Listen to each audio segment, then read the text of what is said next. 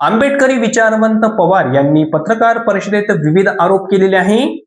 अनंत बद्दर समितीची स्थापना मुळातच असंविधानिक असून तिचा अहवाल पारदर्शक नसल्याचा गंभीर आरोप ज्येष्ठ आंबेडकरी विचारवंत जवी पवार यांनी केला. समता पर्वानिमित्त यवतमाळ येथे आयोजित पत्रकार परिषदेत ते बोलत होते. ते म्हणाले की अनुसूचित जातीतील 59 जातींपैकी एकाही जातीला योग्य प्रतिनिधित्व न देता समितीची स्थापना करण्यात आली. 1 एप्रिल 2024 रोजी सादर केलेला अहवालही नागरिकांसमोर जाहीर करण्यात आलेला नाही. तरी देखील सरकारने घाईघाईने 15 एप्रिल पर्यंत आक्षेप मागून 17 आणि 18 एप्रिल रोजी सुनावणी जाहीर केली आहे. मात्र सुनावणीची वेळ व ठिकाण स्पष्ट केलेले नाही. अनुसूचित जाती या संविधानाच्या अनुच्छेद 341 नुसार एकजिन्सी वर्ग असून उपवर्गीकरणाच्या माध्यमातून समाजात अंतर्गत फूट पाडण्याचा प्रयत्न केला जात असल्याचा आरोप त्यांनी केला. अहवाल सार्वजनिक न करता आक्षेप मागविणे ही प्रक्रिया अन्यायकारक असून त्यामुळे संबंधितांना अभ्यासपूर्वक भूमिका मांडणे शक्य नसल्याचे त्यांनी नमूद केले. तसेच सर्वोच्च न्यायालयाच्या विविध निर्णयाचा योग्य विचार झाला आहे का याबाबत त्यांनी प्रश्न उपस्थित केले.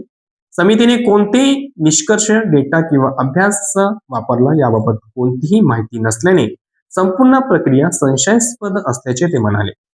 यावेळी ॲडव्होकेट जयसिंग चव्हाण यांनी पत्रकार परिषदेत उपवर्गीकरण संदर्भात सर्वोच्च न्यायालयाच्या निर्णयाची सविस्तर माहिती दिली.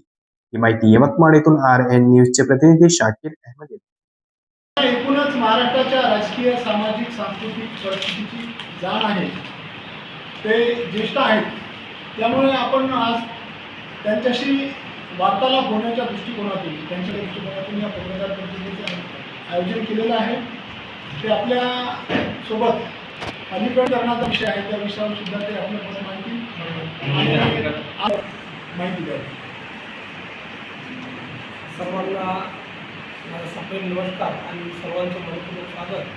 त्या ठिकाणी आता आंबेडकरी जे असलेले आणि आता सर्वांना मार्गदर्शक असलेले सन्माननीय जवी पवार साहेब आपल्यासमोर उपस्थित झालेले आहेत. 17 2026 आजच्या सत्रामध्ये त्यांचं आपल्यासोबत वितरण होणार आहे आणि आपले विचार ते त्या ठिकाणी व्यक्त करणार आहे. परंतु तत्पूर्वी समाजापुढे काही प्रश्न उपस्थित झालेले आहेत, त्या संदर्भामध्ये ते आपल्यासोबत बातचीत करणार आहेत, वार्तालाप करणार आहेत.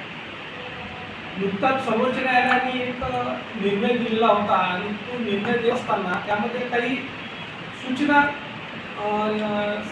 न्यायमूर्तीच्या वतीने देण्यात आलेल्या होत्या. त्यामध्ये उपवर्गीकरणाच्या संदर्भामध्ये एक महत्त्वाची सूचना आलेली होती आणि त्यामध्ये शेड्यूल कास्टमध्ये जे काही वर्ग आहेत, शेड्यूल कास्टमधल्या ज्या कास्ट आहेत, ज्या मागास राहिलेल्या आहेत, त्यांचं उपवर्गीकरण करण्यात यावं या संदर्भामध्ये राज्य शासनाने त्याच्या प्रकारची भूमिका घ्यावी अशा प्रकारचे निर्देश सर्वोच्च न्यायालयाने दिलेले होते.